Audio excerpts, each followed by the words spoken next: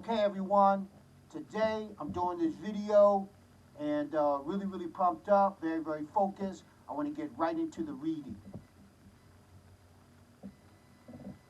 The spiritual law of cause and effect.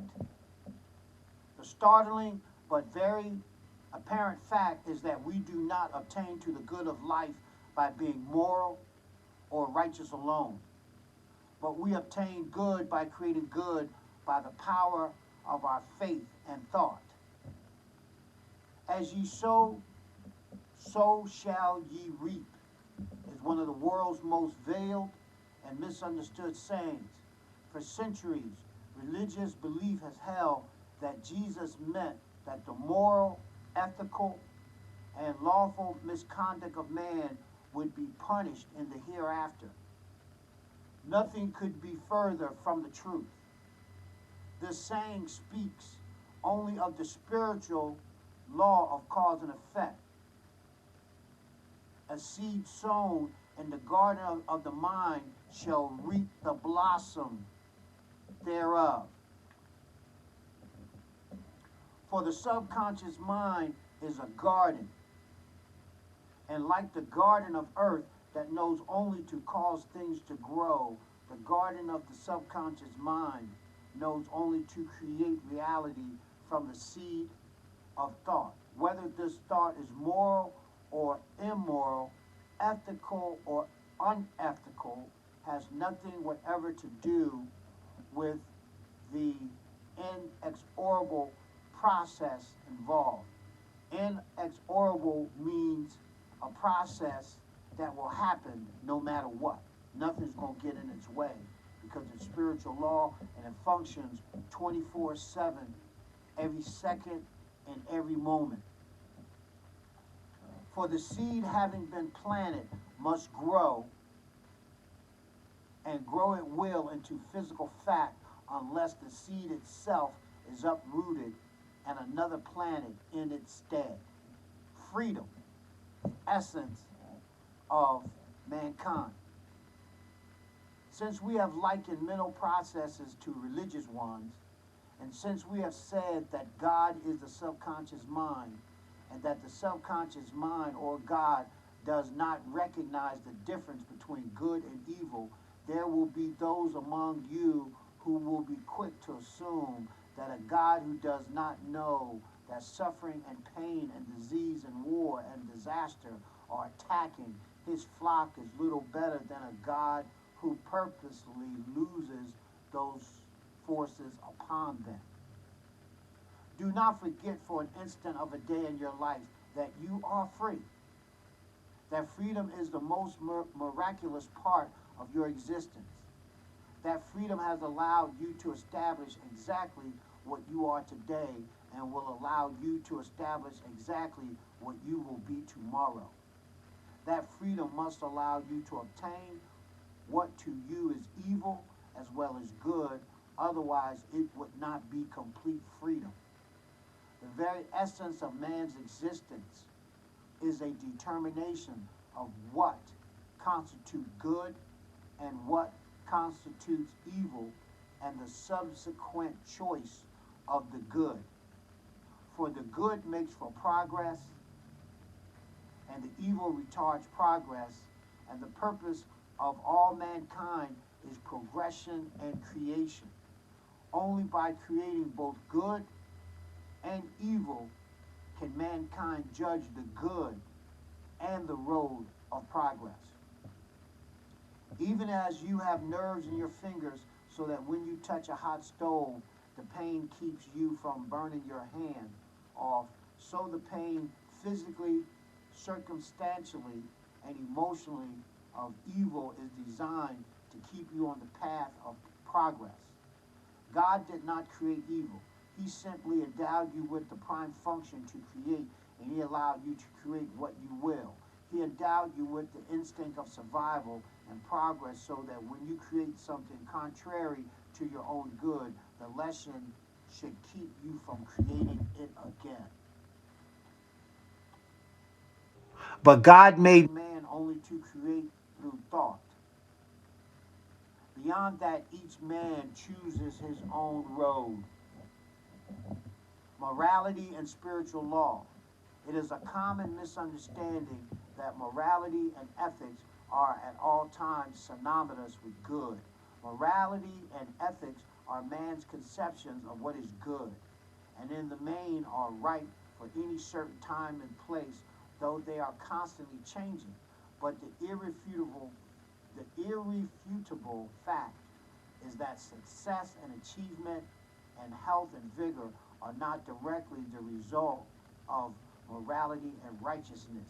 If they were, there would never be a maiden stricken by disease. There would never be a newborn baby with a crippled body. There would never be a poverty-stricken saint nor a righteous failure.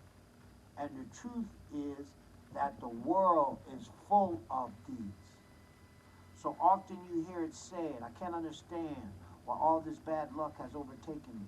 I've never done anything to deserve it, or someone will remark with horror.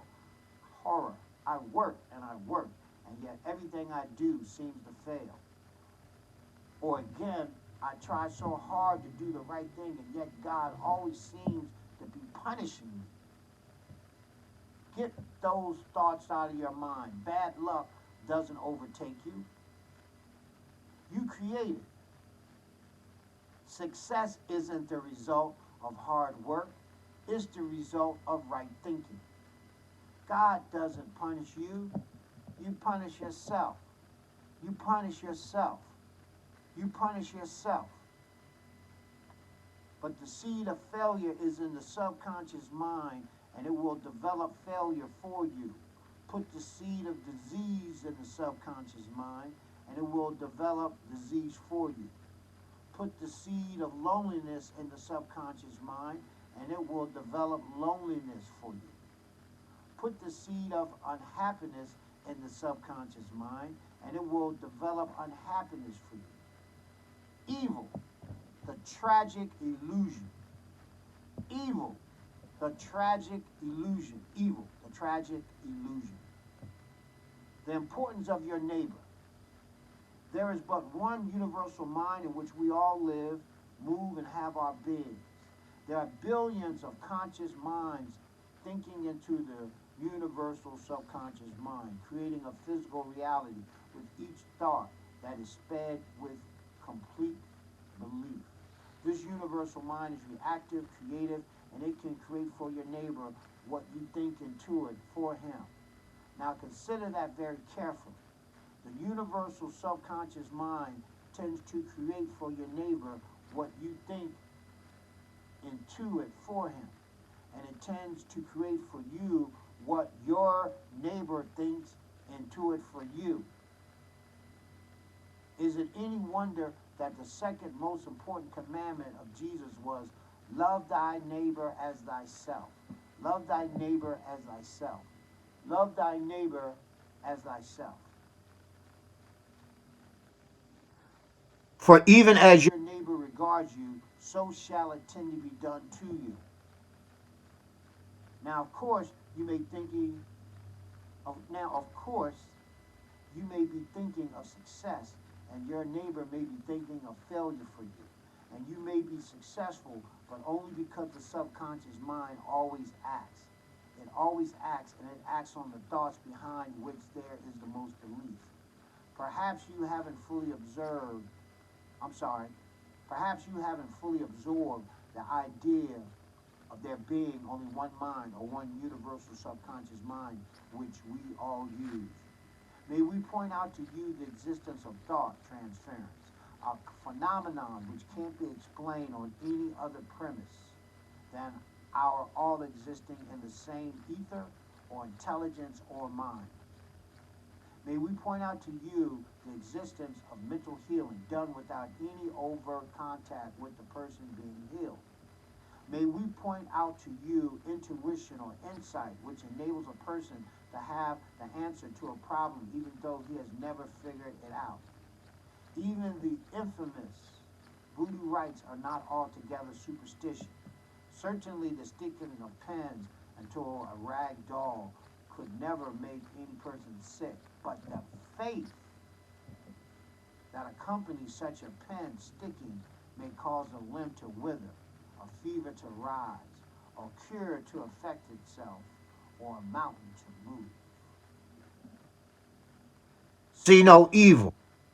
Thought into the great creative universal subconscious mind plus faith can equal only one thing, and that is physical reality.